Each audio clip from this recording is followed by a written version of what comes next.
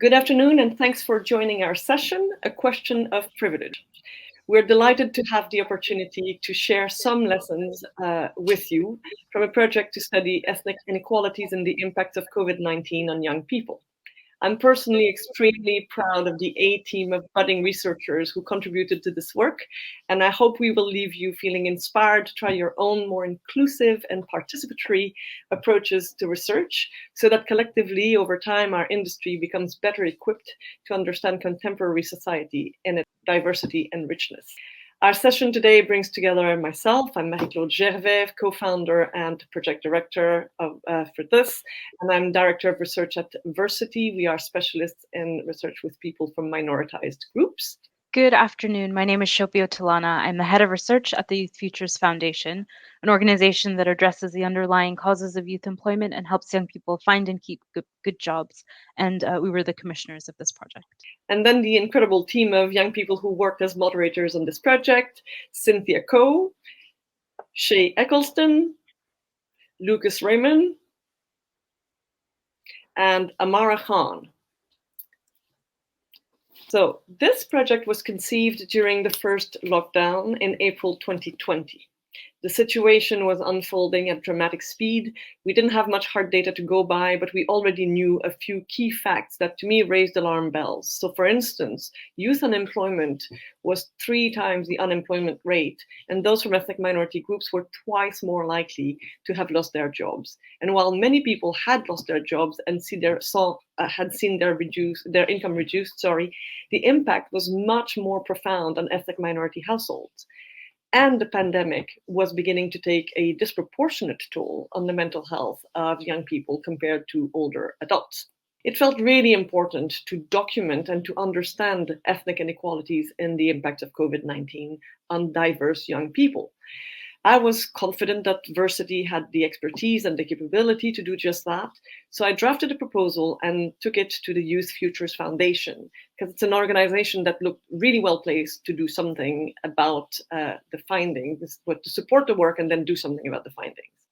We wanted to focus on the lived experience of a diverse range of young people from different ethnic and socioeconomic backgrounds and look at how COVID-19 has impacted them and what that then means for the employment support policies and programs that aim to reduce youth unemployment. Versity and Youth Futures Foundation felt strongly that in order to get the best sense of their needs and what might work for them, we needed to put young people of diverse backgrounds at the center of this project. That meant not just conducting research about young people, but genuinely with and for diverse young people. It's our future on the line, so it makes sense to give us a strong voice in the research process. So recognizing and valuing different types of expertise, so expertise by profession, which is what Versity brings to the table, and expertise by experience, which is what me, Lucas, Cynthia, and Shay bring, and seeing the need to combine both. Having relationships within the research team between us and the participants that are less based on power differences and more egalitarian. While most research aims for objectivity and neutrality, we aim for empathy based on the assumption that young people would open up more if they knew and truly believed that we understood their lived reality and that we cared, and we do.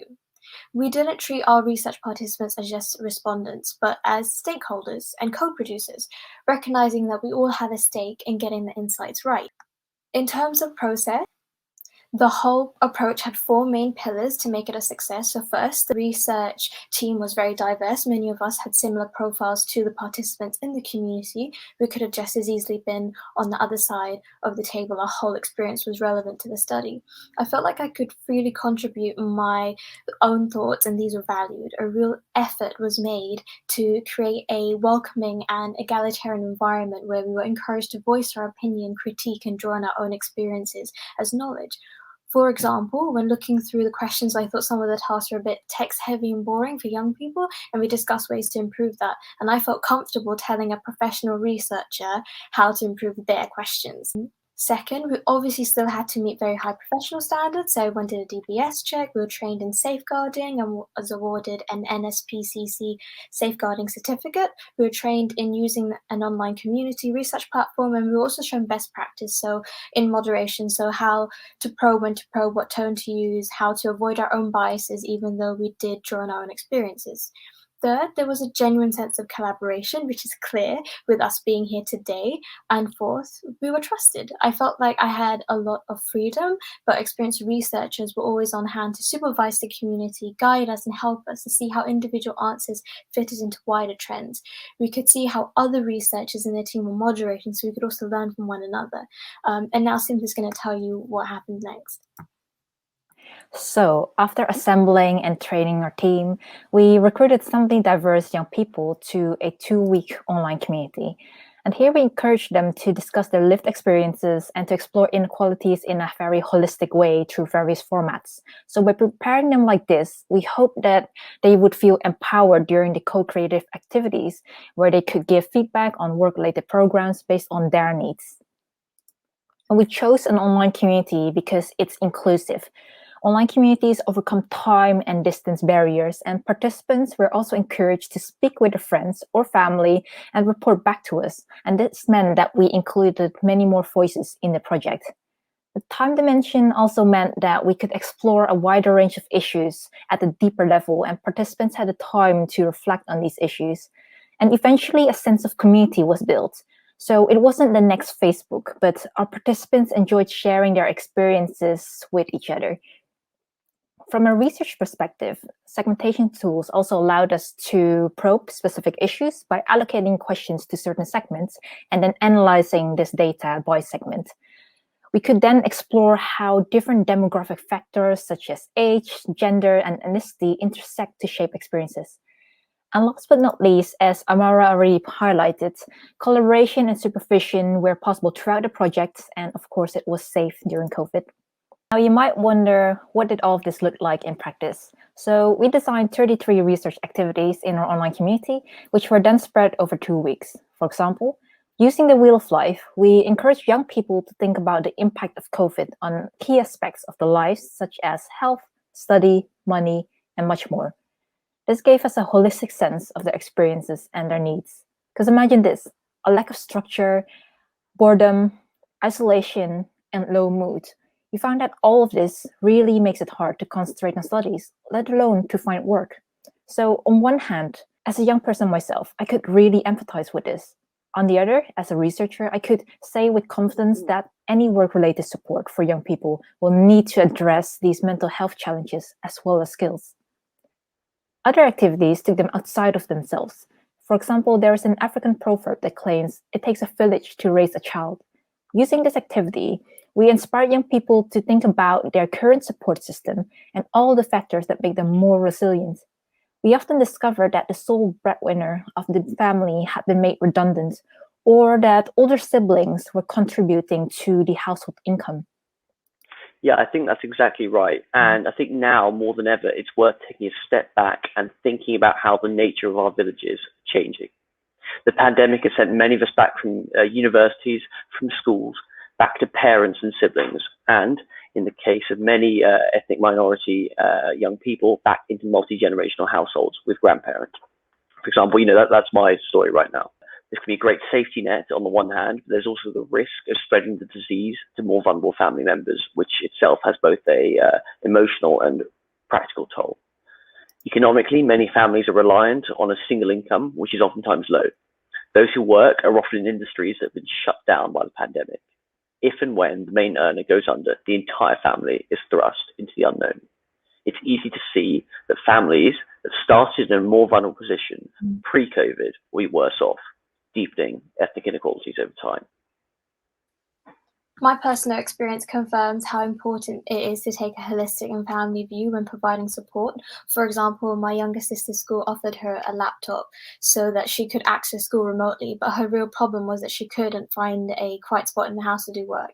It wasn't about the laptop. Also, she wasn't self-aware enough to understand what's making her less productive is the fact that she doesn't have a desk. There are all these other layers that can only be picked up when we interview the family. Our research did pick up on these other kinds of wider issues. And I couldn't agree more with that. But beyond the current reality, we also felt it was so important for young people to explore how they imagined their future would be impacted. So the Block Bridge asked participants to put a pin on the 3 characters that would best represent how they felt about their prospects. This projective technique revealed differences between ethnic minority communities that participants might have struggled to put into words. For example, we found that only our Black African and Black Caribbean segments chose characters that were falling off the bridge or that were chained to the ground. Without verbalizing it themselves, the participants could clearly reveal deep emotional states, and this was very impactful. Alongside these exploratory activities, and given the wave of policy initiatives responding to rising youth unemployment, we wanted to give young people an opportunity to share their thoughts on some current programs and to share what they think those making decisions at the highest levels need to know. For example, we asked them specifically about the Kickstart program, which supports young universal credit claimants into work placements. Yeah, so building on that, we've got 3 tasks which exemplify the cooperative spirit in which the community was run. So from left to right, there are 3 activities which we performed in chronological order, in which participants are increasingly encouraged to add further depth, and immerse themselves and their thoughts more deeply in the community. So on the left, we've got our feedback task, where we're asking for feedback on Kickstarter, which, as Shope said, is a pre-existing program targeted at them, and it's really just a case of seeing what does and does not resonate. In the center, we're involving young people in designing their own ideal program. It's moving from a service for young people to a service by young people. It lets you see both the big picture, but also often overlook things like access, which we know can deeply impact the efficacy of a program. And finally, we've got our letter to the PM, which hypothetically is going to be placed on his desk. Young people we know often go unheard, and therefore this is an empowering task. It shows them that their voices matter and that they've got a seat at the table. Moreover, clearly, as a research team, it lets us see what their major grievances are. So we also wanted our participants to be able to actively draw on all of the components that make them, them. We wanted them to feel that they could bring their whole selves to the project without prejudice.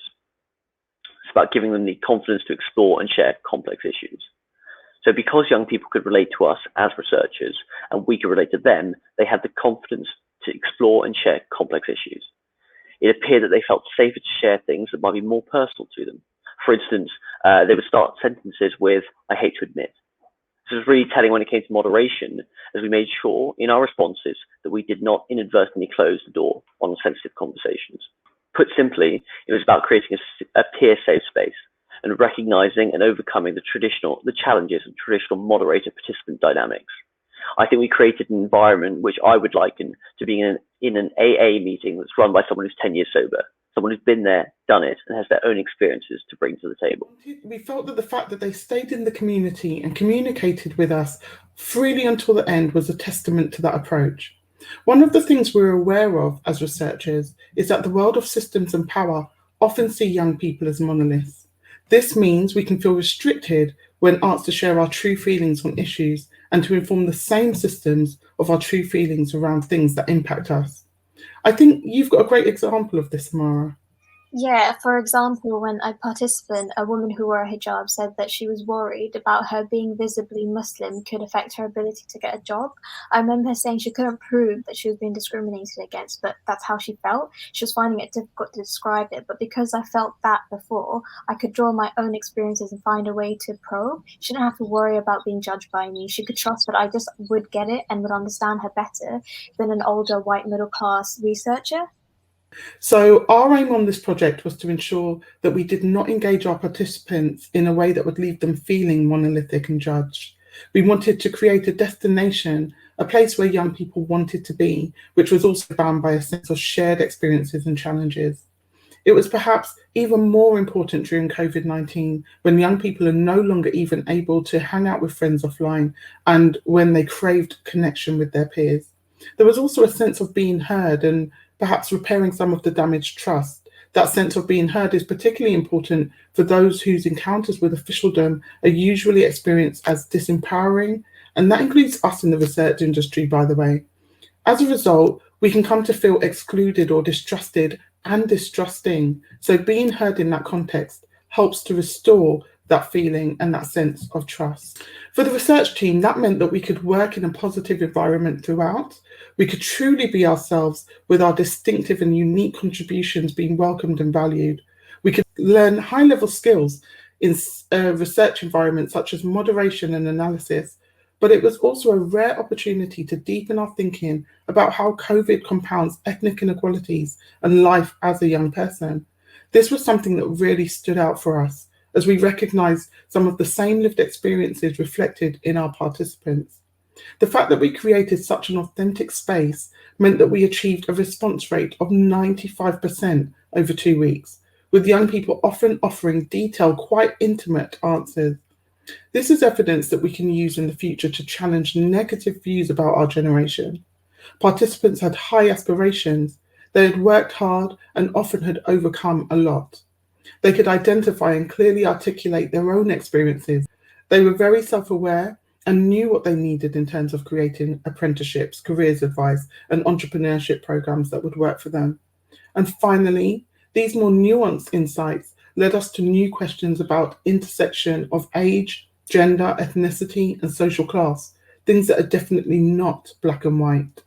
So being in a space that allowed for our whole selves meant we could empathize, learn, generate richer insights, and contribute new ideas about a topic that will remain relevant for years to come.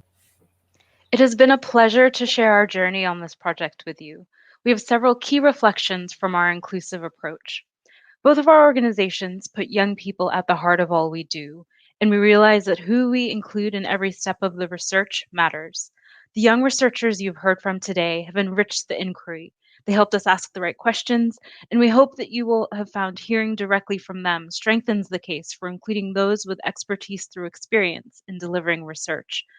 Now, of course, one would expect any discussion of a research project to include a methods section, but we feel that going a step further about how we iterated and adapted our design, how we shifted power dynamics between the members of our team with different types and levels of experience, we've talked about what worked and what didn't, and how we collaborated has strengthened our insights. We asked better questions and have taken time to reflect on unexpected findings. Now, the team have given a great overview of the research activities used on the online platform, which were highly participatory. At the moment, so much of our understanding about the current and potential future impacts of COVID is based on official statistics, large-scale surveys, and labor market modeling. This information drives media headlines and has a pride of place in policy discussions. We asked the question, whose voice and whose data matters, and privilege the type of information that you only get by engaging with young people more directly and gaining views about their whole life in their own words. We've integrated this with more standard or robust types of data to paint a more nuanced picture of young people's experience and speak better to how policy and practice might support them into employment during this crucial time. By designing our research in a way that gives young people a seat at the table, we're giving them a chance to shift the narrative about young people. What they have to offer, their resilience and potential to add value to society and their future workplaces is often overlooked, and the current increase of youth unemployment means young people are sometimes framed as a problem or stuck, a lost generation.